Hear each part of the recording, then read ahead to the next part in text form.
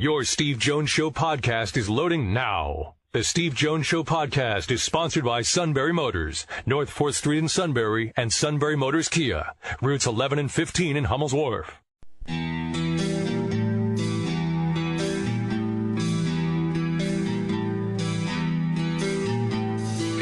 Sports talk where your voice counts. This is the Steve Jones Show on News Radio 1070 WKOK. Now from the Sunbury Motors Studio, here's Steve Jones.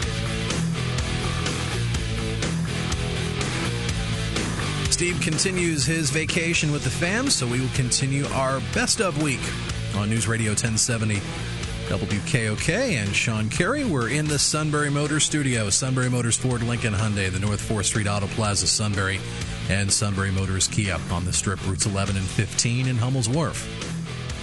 You can always get in contact with us. Our email is Steve Jones, one word, stevejones@WKOK.com. Like us on Facebook, follow us on Twitter, our Twitter handle at Steve Jones PSU, and we also invite you to subscribe to our Steve Jones Show podcast. It is available on both the Apple Podcast app and iTunes, Google Play too. Search Steve Jones Show, and when you subscribe after the news shows air here on WKOK, we drop them right to your smartphone and tablet. You can also go back in time and access 3 months' worth of shows. We've got them on the podcast archive page at stevejonesshow.com. So we replayed yesterday one of the top interviews we've had in the show. We started podcasting back in the spring of 2017, posting them on iTunes and Google Play. And last year, without a doubt, by a landslide, the most downloaded show was the first appearance on this show by former Penn State football equipment manager Spider Caldwell, and we replayed that yesterday. We also had Spider on back in late September of last year. It was prior to the Generations of Greatness game. That was the game against Indiana at Beaver Stadium when Penn State wore the throwback jerseys and the white pants. Well, Spider played a pivotal role as to how that throwback jersey came together, so we will replay that interview with Spider Caldwell coming up in the next half hour. We're also going to go back in time to the spring to the 2018 Penn State Blue-White game. Steve Jones, Jack Ham on the Penn State Sports Network had a chance to talk with former Penn State star and Super Bowl champion from the Philadelphia Eagles, Steph Wisniewski, as well as former Nittany Lions quarterback and current analyst on NFL Network, Michael Robinson, and yeah, that guy who really has a close spitting image to head coach James Franklin, talented actor and writer Keegan-Michael Key, who was the honorary coach at the Blue-White game back in April. So we'll hear from all three of them in just a little bit. And then we'll get into some college basketball next hour. Sean Morris and Stephen Bardo, both basketball analysts from Big Ten Network, will be on the show. Sean Morris had a chance to speak with Steve when he was in State College in late May for the annual Coaches versus Cancer golf outing with Penn State basketball. Well, yesterday, it's that rare day, the one day out of the year when there's no sports, no games. That's why the ESPYs were on last night. And one of the big moments every year on the ESPYs when we find out who heads to the stage and accepts the Jimmy V Award for Perseverance, the pride and joy of Western PA, the captain of the K-Gun, former Buffalo Bills quarterback Jim Kelly, who has been fighting for his life. Now, second time around, cancer has come back. There have been several procedures done on his jaw. It has affected his voice, but he really gave a touching speech to those in person and those watching last night at the ESPYs in Los Angeles. Wow. It is never easy watching video about my sons. So many times I dreamt and continue to dream about my son Hunter and what he's meant in my life. They will never stop. And then when I look up here and I see Dan and I see John, I just reflect back on some of the things we've been through and some of the things we went through and all the good times, our golf tournaments that, we had so much fun. Dan, you and I battling year after year, twice a year. And John, on behalf of the class of 1983, the 5 other quarterbacks, thank you for winning 2 Super Bowls for us. We appreciate that, especially me and Dan. When I look back in my life, I've always lived by the 4 F's. The one I had, but I've changed it, was fun. Even though I still have fun, I put the one in there that means more to me now than it ever has, and that's my faith. My faith in the good Lord, that He has plans. He has plans for my life. Through my son, Hunter, we will make a difference. My family, wow, I don't know what I can say. My daughter, Erin, every single time she walks into the hospital, not one time did she ever have a frown on her face. It was always, Daddy, you look so good. You are so cute. And she'd give me a hug. My daughter, Cameron, so many times she would hug me, and I didn't want to leave her go.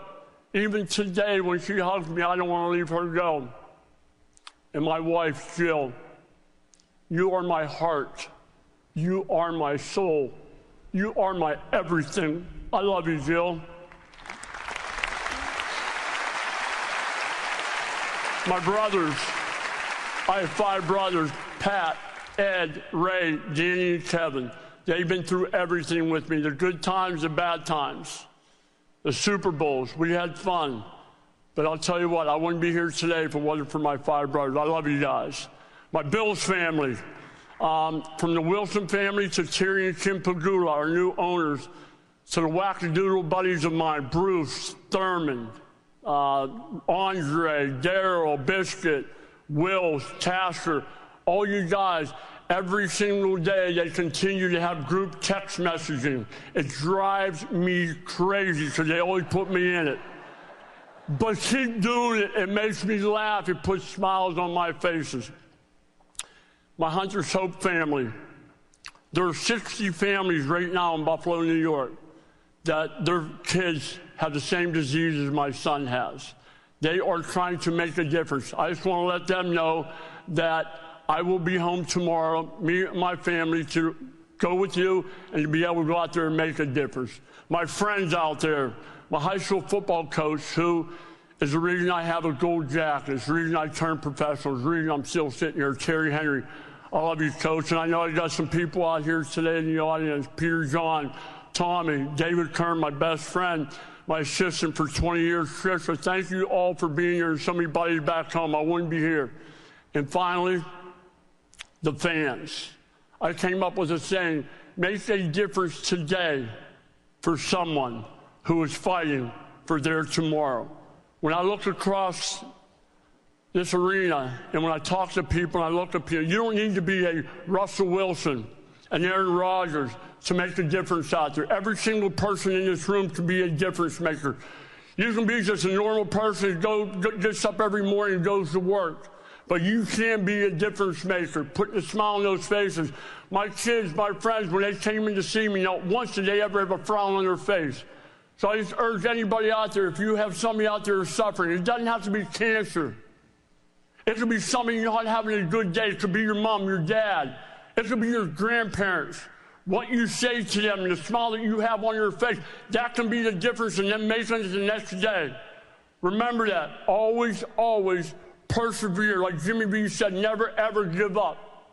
And to my Bills fans back home, I love you. And to everybody here tonight and to the Jimmy B Foundation, thank you for honoring me and humbling me with this award. I love you all. God bless, and may the good Lord continue to bless you. Thank you. Jim Kelly last night at the ESPYs receiving his Jimmy V Award for Perseverance. We'll take a quick break, and then we'll head back to the Penn State Blue-White game in 2018 and hear from Steph Wisniewski of the Eagles, Michael Robinson, and Keegan-Michael Key as we give you a Best of Steve Jones show on WKOK, driven by Sunbury Motors.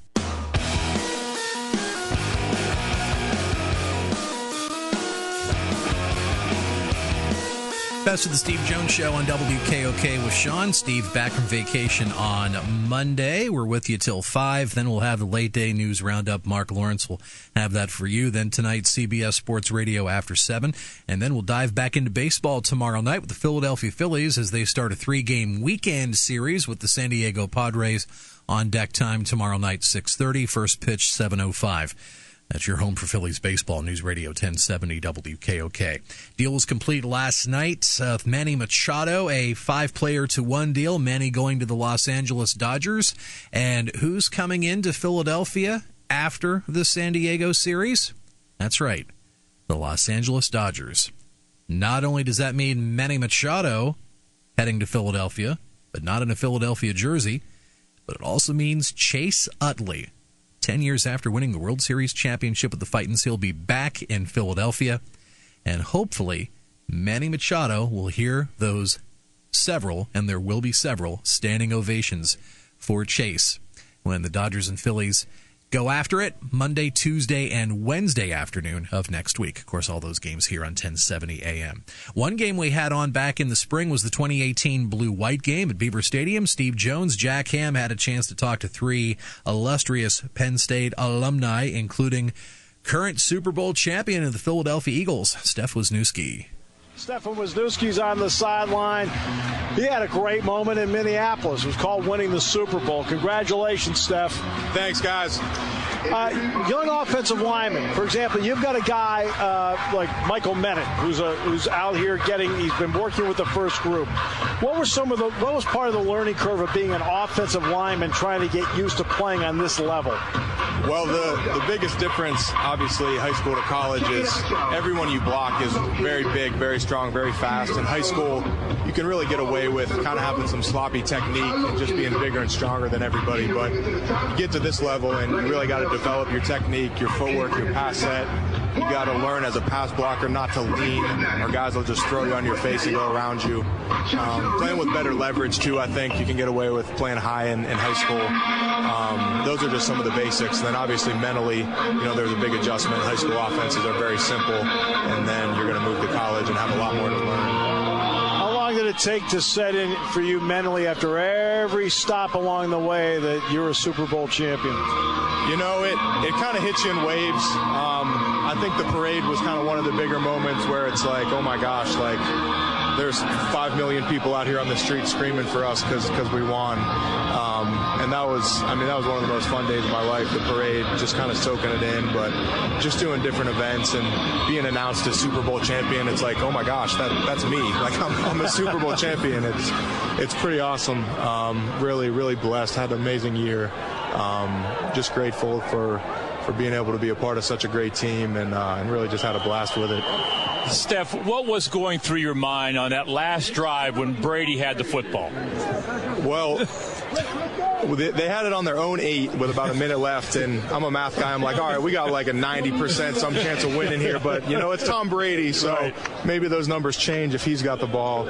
And, man, when, he chucks up a Hail Mary from the 50, just thinking, please hit the ground, please hit the ground, please hit the ground. It feels like that ball's up there forever, right? And gets hit, like tipped around, knocked around. You're like, is it down, is it down, is it down? And you finally see it on the ground, like look at the double zeros on the clock, like look back at the ball, look back at the clock, and then you just look around and like, wait, it's over? It's real? We really won the Super Bowl? And it was an unbelievable experience running around with the confetti and getting the trophy, and got to lead the team prayer after the game, which was an amazing experience, and just a lot of really cool moments. Well, those Philadelphia fans are going to expect you to repeat. You know that. Hey, you know what? We got a lot of guys back, and we'll be certainly giving all we got to try to do it again. I'm excited.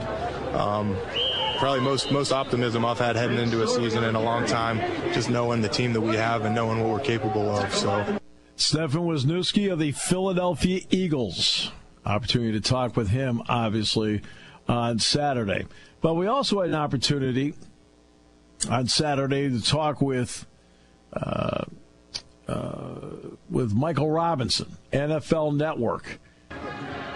What's up, guys? What's going down, man? What y'all doing up there? It's about time, Michael. Jeez, great to hear from you. Great to hear from you guys, too, man. As you know, I'm a big fan of both of you guys. You guys do an amazing job. I've learned a lot, especially Steve. You were one of my professors. You taught me everything I know. Don't put that on your resume, okay? Michael, you look at just the pure athletes. We talked about the draft coming up with the guys that were just honored here. You've taken a long look at those guys. What does that tell you about the talent talent that's been able to be amassed here at Penn State. Oh, it's amazing. I mean, what Coach Franklin has been able to do, especially the situation he walked into, to be able to get the caliber of athletes he's brought to our institution. I mean, it's just amazing. And then when you talk to these guys, I've had a great opportunity to have conversations with a lot of the guys, and they're great people. And to me, that's what the tradition here is all about. And that's what kind of connects all the generations, is that we we bring in great people with great personalities. And to me, that's the biggest thing of all. Well, Michael, how would you have loved to have run this type of offense when you were here? Man, do not get me started. I probably would have made $2 more million up front. I probably would have been drafted in the late first or second, not the fourth. But other than that, yeah, it's all good. Look, this offense is amazing. It's built for the movement type of a quarterback. I think Trace McSorley, he's done a great job with his motion. He's improved in that this offseason. And it's just all about getting better every day. And it seems like he came out on that first drive with the thought to get better, and he did. Michael, it was interesting. I was talking to Jordan Hill, and he said that he went to his first meeting with the Seattle Seahawks, and he walked in there. This would be a 4 o'clock meeting. He was there at 3:45. The second guy that walked in was you. So what does that tell you about how you were taught at Penn State about the little things that end up being big things? Well, Steve, Jack, you guys already know. Coach Paterno, you take care of the little things and the big things take care of themselves. And something like showing up to a meeting early is the little things, and the big things is that the coaches pay attention that you're there early. You get something extra out of being there early, and you make a name for yourself and create a career in the National Football League. So that's the little things, taking care of the little things, and the big things taking care of themselves. That's something that every athlete, no matter who coached them, seems to get when they come out of this football program. You're special, always have been, always will be. You're doing great work at the NFL Network. Thanks so much for everything, Michael. Thank you, guys. Love you guys, man. We've heard from Michael Robinson from NFL Network and Stefan Wisniewski from the Philadelphia Eagles. We also had a chance to talk to Keegan-Michael Key. Okay, well, now we're going to go to the head coach of today's game, Keegan-Michael Key. Hey. It is great to have you back home at Penn State. How you guys doing? I'm doing great. Steve Jones, Jack Ham, talking with the coach in waiting, Keegan-Michael Key. The coach in waiting. Steve Jones, nice to meet you. Jack Ham, an absolute honor. Well, I saw you bring that team out at the beginning of the second half, and I'm falling out of my chair over here. I'm telling you, you have them all down. You have it down. I do. It's my new lease on life. This guy's giving me I think I have a new partner. I think we're going to call the new partnership Key and Franklin. You can go Franklin and Key if he wants to go first. It's fine with me. I don't know. It's okay. I think Franklin and Key. If you're on this campus, it's going to have to be in that order. I think right. Well made. Good point. Yeah. What is it taking for you to just take those little nuances and turn it into something that's fun? Part of it is what I learned here at Penn State. When I went to dialect class and accent class, you learn how to emulate different regionalisms. And he, James is from the great state of Pennsylvania, and there are certain vowel changes and syntactical things that he does that I've been able to pick up from my actual training, which was really, really helpful. How much fun has this experience been for you? This is a bucket list experience for me here. This is fantastic. I've been here before, but never in this capacity, and it really means a lot to me. The atmosphere is amazing as it always is. It's as amazing now as it was when I was at school here. It's just top notch. This has got to be a top 10 experience of my life. It really is. I have to ask you about the Times Square thing. Yes. About Georgia State and putting in the tuba player and so forth. Yeah. How long did it take to come up with something like that, or did you do it on the fly? I kind of did it. I did it about 15 minutes earlier. So I was. Does that count as on the fly? Yes, it's actually that's on a takeoff. It's not on the fly. It's kind of at the takeoff. Yeah. So I kind of thought it's something that actually occurred to me in my mind probably earlier in my life. It's like I always used to watch people do stuff like this when there was a blowout. Right. You go, is there a sixth string? Are there any sixth string players? And if so, who is that? Is it just the English department? Maybe it's just the English department. And so I think it kind of just came back to me during that. And then the day afterwards, Coach, after the Iowa game, which was amazing, right? Right. Coach texts me and he goes, I'm over here getting just a ton of bad texts from people. I don't know what's going on. These people thought I was you. And I'm like, hey, listen, some folks. True story. I was sitting in the restaurant that morning, and he comes over and sits down next to me, James. He says, look at all the tweets I get. They think it's me. See, he says, Steve, you got to tell them I'm in Iowa. I mean, I'm pretty good, but I can't be in two places at once. I mean, what are we doing here? Yeah, that's exactly right. It was really something else. So a testament, I guess. It was really sweet of him to say that. I'm like, I feel bad for you, James, but a testament to my talent, or at least my training from Penn State. My goodness. Okay, what's the best play you've called today? The best play I called today would have been 63 Razorback Twins. Yeah. And then I called another play, which is called Pie, 48 Blueberry Twips, TWIPS, Twips. Yeah. That's when you have trips, but they're all cross-hatching past each other, and then they stop, and then the middle, the X receiver stops, does a number from the Thriller video, Michael Jackson. Yeah. Just show distraction, and the other guys, there's one guy on a slant, another guy on a jet. So, that explains the moonwalk on that play. Right. Great. Hey, absolute pleasure for us to have you on. Thanks for taking a couple of minutes for us. Everyone is thrilled to have you back here. You an absolute credit to this place in every way, shape, and form. My pleasure, Steve and Jack. Thank you guys so much. It was a pleasure to talk to you. Hopefully we get to do it many more times. We hope so, too. Thanks so much. All right, gentlemen. Take care. When it comes to car buying, there's the other guy's way, and then there's the SMC way. The other guys force you into a vehicle you really don't want. The Sunbury Motors way lets you take the time you need to browse, ask questions, and take the test drive and think on it. For over 100 years, the Mertz family and all their employees have made your experience the most pleasant one you'll ever have. The other guys won't offer you the best price for your trade, no matter how much they say they will. The SMC way is their promise to provide you with the most money the market shows your vehicle is worth. The SMC way is to offer you all applicable factory rebates on new vehicles and generous discounts. Looking for a pre-owned vehicle? The SMC way checks each vehicle in a 200-mile radius to determine the lowest price, then beat it. It's the lowest price promise, just part of the SMC way. The choice is up to you, the other guy's way or the SMC way. The SMC way wins every time. Sunbury Motors Company in the North 4th Street Auto Plaza, Sunbury, and at sunburymotors.com. Selling more cars and satisfying more customers for over 100 years. Taking your calls at 800-795-9565. This is The Steve Jones Show on News Radio 1070 WKOK. Now, from the Sunbury Motors Studio, here's Steve Jones. Sunbury Motors, Ford, Lincoln, Hyundai, North 4th Street Auto Plaza, Sunbury, Sunbury Motors, Kia on the Strip, routes 11 and 15 in Hummel's Wharf.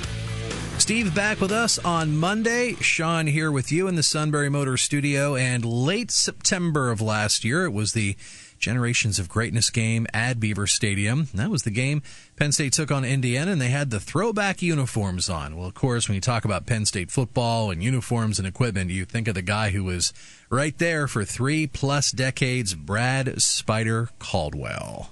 Generations of Greatness. That's what they're calling it. That's what the uniform is going to be called. And a lot of input from former equipment manager Spider Caldwell. Spider, welcome back. It's always great to hear you. It's great, buddy. It's been a fun week. It really has, and I've just just reminiscing a lot, and that's kind of what this weekend I think was all about. Bring back some memories, and I just can't wait till the fans kind of see us running out of the tunnel, and I think there's going to be everybody relates. A lot of time people relate back to the 60s and 70s, and I'm just gonna give you a feel for that. I think when you see the team, and it's gonna be a lot of fun. It's interesting because it also means a lot of work for the equipment staff. Now they have practice helmets and they have game helmets. I don't think a lot of people realize that. So they've already changed out the face masks on the game helmets. They don't have to do on the practice helmets, obviously. But one thing they do have to do is they have to put the decals, the numerical decals, on each side of the helmets. When you had to do that in 2012, when they put Michael Mahdi's 42 on one side of the helmet, how long did that take you? Well, it's funny because that decision was made like a Tuesday after practice. The team captains went to Coach O'Brien and asked him if we could do something like that for, honoring Mike and his injury. And Coach thought it was a great idea and wanted to do something. So he came to me. Well, obviously you can't get the numbers in 2 days. To get those numbers, I actually went to our sign shop on campus, and they were able to make the 42s for me, but they only made so many, and the material they used was very thin. So I was so worried about you put one on the helmet, and if it was crooked, you try to peel it off, it would rip. And we didn't have that many to waste, so I said, I can't have my students do this. And I was just worried about them, messing them up. So I decided to do it myself. So I spent 5 hours Friday night before that game, the Wisconsin game, putting those on. So and it was only on one side. So obviously, these guys are putting them on two sides. But it takes a lot of time. It really does. But what was his reaction when he walked in? Well, when Mike walked in, it was a special moment. They had him come off the team bus first, and Zordich had his arm around him, and they brought him in, and I had all the helmets sitting on the benches with the 42s, being out, and he walked in, and Mike, he glanced and he saw, you could just see it was really a neat shot of the helmets all down along the bench with 42s, out front, and he dropped his head. And he literally sprinted. Now, remember, Zordich had his arm around him. He literally breaks off from Zordich and sprints to the shower. And basically, he was in there tearing up, and he couldn't believe it. And so he comes back out, and after he got his composure, and he's walking over and he's looking at the helmets. And as the players are coming in now, giving him five, giving him hugs. So he walks over towards the equipment room, and I looked at him. I said, "Hey, you better appreciate this, you son of a gun. I spent 5 hours here last night putting him on." So he laughed, gave me a big hug, and it was a special moment for him. And that just tells you the kind of character that he was and the kind of leader he was to, for the team to want to do that and for us to do. I mean, in our history, we've never done anything like that pretty much. And we honored a player back in 1985, yes. And one of our walk-on players that we had a player that was killed here. Killed in over Easter break. Gene coming Lyons. back. Yeah, Gene Lyons, correct. Yeah. Yeah, and we put an 85 on the back of our helmets, and it was 1985 actually when that happened. So, and we honored him that year. So, the fans get, of course, a little squirrely about a couple things. Okay. You're going to play a night game at Kinnick Stadium. Okay? Oh, yeah. You're playing 11 a.m. at Northwestern. It's like, another killer. That's it is. Yeah. It's always, I was like, okay. Now they're wearing white shoes.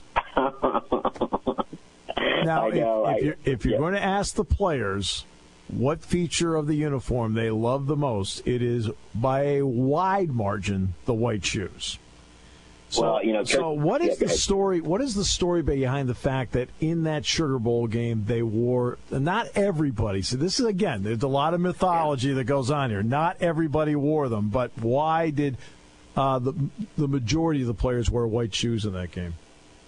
Well, I'm actually not sure exactly the decision to go to why they were white, but I do know. We always were playing on AstroTurf, and AstroTurf back then was awful. It was like playing on your indoor-outdoor carpeting on your grandmother's back porch, and it was hard, whatnot. And I know Adidas, being the actual championship game, they gave us free shoes to use to play in that game, and they were white. And again, I'm not sure. I think it's just because that's what they sent. And you're probably right. And I know they. And some guys, I don't think they felt right in them, or they didn't. They were brand new. So some guys wore the black because of the feel for just having. Some guys were real funny about their shoes. They them broke in. They almost have fallen off themselves. So again, and the majority of the starters did have the white ones, and I know they wore them, whatnot. But for that indoor, I think we lost Spider there for a second. So what we'll do is we'll call him back and get him back on the line quickly here. We'll take care of that in a moment. What happened though is that. Again, not every player wore them in the game. That's, again, part of the mythology of sports is they think every Penn State player wore white shoes in that game. Did not, but the vast majority did. And they were looking for a shoe from Adidas to play on turf. It was as simple as that. They actually were more like sneakers basketball shoes, weren't they, Spider? Yeah, they were. They were actually like a flat-bottom basketball sneaker, correct. Yeah. So they wear that, but after the game, Joe made a vow. He did. Joe actually made a vow. He said, as long as I'm here, we'll never wear black shoes again, or never wear white shoes again. So, because Joe was very superstitious. I mean, if you'd ask Joe, are you superstitious? He'd say no. No. But he, obviously the pant legs rolled up and whatnot. So he was very superstitious, and he used to always like to have I always used to give him 2 hot dogs with mustard before every away game, but he'd only ever eat one. Right. So, because it was superstitious. Right. Yeah, I know. You and I know that. we do know. Yes, we do. And now, what part of the uniform that is subtle that maybe people don't notice that really intrigued you when it was put forward? Well, a couple of subtle things. I mean, I know, you won't really see it from the distance and whatnot, but that, the lion in the middle, where right now we have the actual lion head on the V of our collar. They now have the lion shrine, in honor of the 1940 team that donated the lion shrine, right. The class of Ford in 1840 that donated the lion shrine. So the lion shrine is in the middle there on the V. And you'll notice in the white trim on the sleeve. Now, they did not put the white trim on the collar, and I think it was more of we still want to be retro. We want to go with, the combination of the retro look, so they just did kind of half the trim, So instead of putting the trim on the sleeve and collar, they just put it on the sleeve. But, again, we had that on our sleeve as well from probably I think it was 1950. 7 to mid 1960s. 1966, I think we had the small on the sleeve as well. But it's funny. Some of these changes happen through the years. It kind of are, I don't say accidents, but sometimes they're.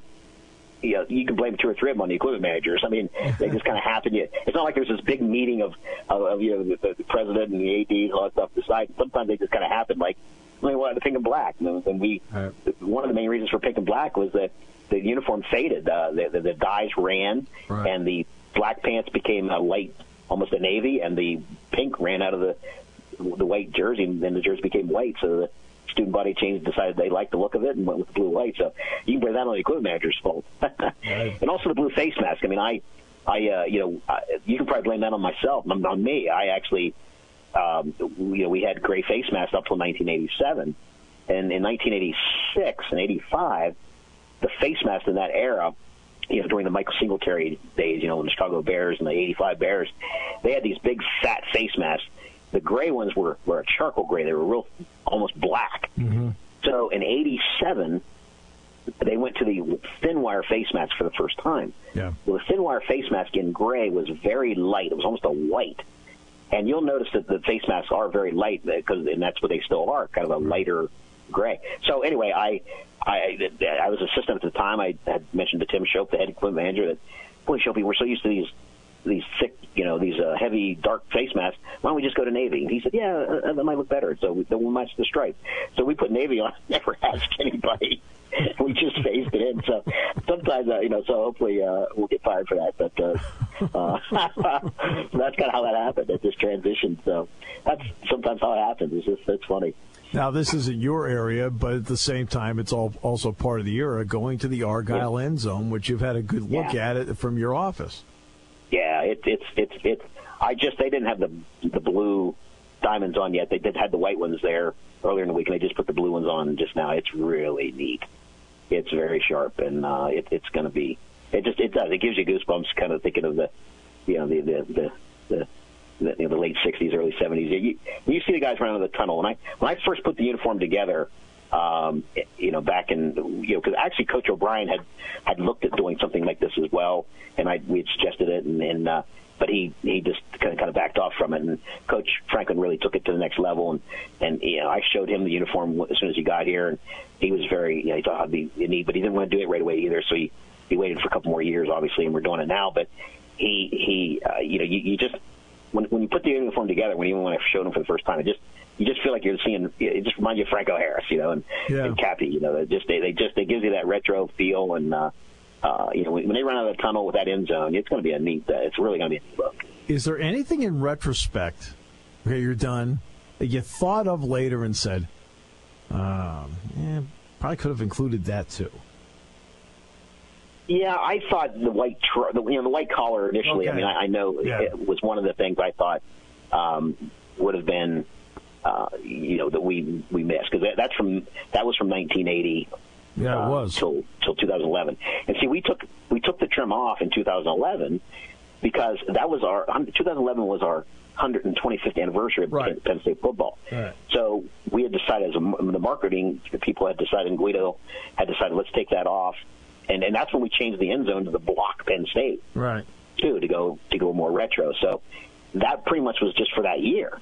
Now, technically, we probably could have went back to the white and trims, but we just stayed away with it and whatnot, and stayed with what we had. So it's funny. And then the very next year, we had the Big Ten logo was mandated by Big Ten to put on. Right. Excuse me. So we put that on. The year after that, we decided, well, Big Ten's branding themselves. Let's brand ourselves and put the lion head in the middle on ours. So we put the small lion head on the V into the collar. So just you can just see how kind of things morphed the way they do, over the years. Have you been surprised over the years, Spider, with how particular the fans are about the uniform?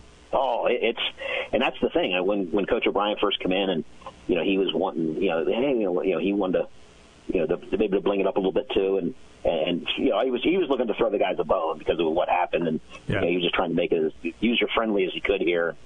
And I'm like, well, he was taking to do some stuff, and he even had me make up a blue helmet with a white face mask, and I'm like, well, as soon as you saw it, you're like, oh my, that's just no way, that didn't even look like Penn State. So so anyway, we just he got. I mean, it didn't take him long to realize, boy, I said, Coach, you got to take baby steps here with the uniform. It is a very sacred to a lot of people, and it's something that's really looked upon as it's very iconic, and it's us. I mean. And I think, I always said something that I remember, being behind Coach Paterno one time when a reporter asked him, when Oregon was doing all their stuff and Maryland was doing their crazy stuff, a reporter said, Coach, why don't you guys get into that here at Penn State? And he says, you noticed, didn't you? Yeah. You noticed our uniforms. Why do we need to? That's who we are. That's our brand. So, and it is. It's kind of, it's one of them. I think we're one of the few teams that are, just historically iconic in the country, and you recognize who it is when you turn the TV on right away, Well, it's interesting. Any little change over the years. I remember in 1980 when they put the white around the home and the blue around the road uniforms. What have they done?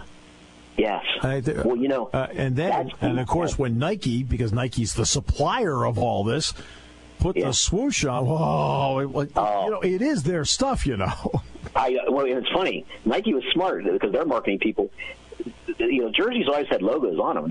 We're down where you would tuck them in. Right. Russell, Champion, all them. Well, Nike was just smart and moved it up to where you could see it more visible. And I remember Keith Jackson, Keith Jackson, the famous announcer, did a lot of the Midwest games. Keith Jackson, the minute that was put on in 1993 for the first time, the swoosh, I remember Keith saying, boy, who'd ever dream? They were talking about corporate sponsorships and how it's going with the bowl games. And I remember Keith Jackson said, boy, talking about sponsorship and stuff, who'd ever dream you'd see that? He called it the check instead of the swoosh. Yep. Who'd ever dream you'd see the check on a Penn State uniform? That's like putting a mustache on the Mona Lisa.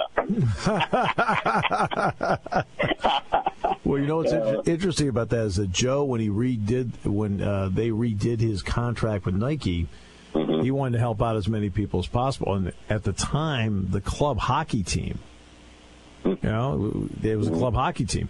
So Joe, in the contract, got them club hockey, ice hockey uniforms from Nike. That's true. And other teams in the clubs, Arizona State, people like that, were thoroughly jealous because Penn State's going around with these Nike jerseys, and they're like, they're picking up stuff from the scrap heap down at the consignment shop. Yeah. Yeah, exactly. It's funny, too, just think back to the trim on the sleeve and the collar. That's another, technically, equipment manager mistake or whatever you want to say, but back in 1980... You're admitting a lot of mistakes here today. I know. Well, we'll call it an accident, okay? Yeah. In 1980, we went to Russell jerseys. and they wanted to. Russell was having trouble matching the blue that on the collar and the blue of the mesh body of the jersey were two different blues, and they couldn't get it to match. So they just asked, "Hey, could we go ahead and just do the opposite? Can we make that white, and then on the blue ones we'll make it, or the white ones we'll make it blue?" Right. We're having trouble matching the material, so we just Tim Shope, the head guy, equipment manager at the time, just said, "Yeah, go ahead, that should be fine." Well, when he gets the jerseys in, he's like, "Oh no, it really changes the look of the jersey. I'm dead. I'm going to be." So he goes to Joe, Nike, Russell screwed up and sent these with a trim. So Russell screwed up. So Russell screwed up and sent us with the trim. They put white on the blue jersey. So Joe looks at it and says, and it was only about a quarter-inch wide. He said, it's not that bad. The players been wanting me to bling it up a little bit anyway and make the jersey fancier. So we'll leave it, and we're going to surprise them, and we'll tell them that the first game we'll have an unveiling and we'll show them that. So sure enough, the players, a rumor going around, the jerseys are changed, they have different jerseys. They're all fired up, they're all excited, So, and I forget the first home game that year, so they have it all set up, the jersey hanging in the locker. Colgate or something like that. That's it, yeah. Players, okay. So the players walk in the locker room, they're all excited, thinking they're going to see their jersey. Here's this little wee skinny quarter-inch white trim on the sleeve and on this, and they're like, "That's it? How That's all there is?" How dare! And they were just you never noticed it because back then in those days, the guys took their arms and they tied them up and they put tape on their guns, show their guns. So they would roll them up and you'd never see them. And then the neck rolls back then, if you remember, the neck rolls were like big giant horse collars. I know. So you never saw that little skinny white trim on those jerseys. You probably didn't notice it for 4 or 5 years that we actually had white trim on a jersey. So it just kind of morphed. And then as the jersey changed in companies, after Russell we were champion. After that we went to Nike. The construction of the jersey changed with the trims, and they became wire just by construction. So again, that made it more visible then. Back when you started noticing the trim. But anyway. Yeah. So, well, Joe used to hold up the bowl patch. Now you have to wear the bowl patch now. You have no choice. Yes. You're mandated to wear it. But he'd hold it up and says, "Do you want this to facing our uniform?" And the whole team would vote, "No." Of course. Right. Yeah, we had never. It was the first game was 1999, the Alamo Bowl. Yep. We played A&M. That was the first mandated time when we had to. They put a fine actually in your contract if you do not wear because of corporate sponsorship thing. So. Well, we could go on for hours, but I also know you're busy, and there's something I can hear Bob White lurking in the background, getting ready to scream at you at the top of his lungs to get back to work. So I'll let you get back to work. Yeah, well, it's great talking to you, Steve. And again, I hope everybody enjoys the weekend. And it's going to be supposed to be a nice day, and it's going to be a fun day when you watch those guys run out of the tunnel. It's going to bring back some good memories. Always a pleasure hearing your voice at the other end. Thanks, Spider. Thank you, sir. Appreciate it, Steve. The always outstanding Brad Spider Caldwell, longtime Penn State football equipment manager. Best of Steve Jones Show week continues. We'll dive into some college basketball after 4 with Sean Morris and Stephen Bardo. They're here after CBS News on WKOK. Your station for news, weather, business, and CBS Sports Radio. News Radio 1070 WKOK Sunbury and on WKOK.com.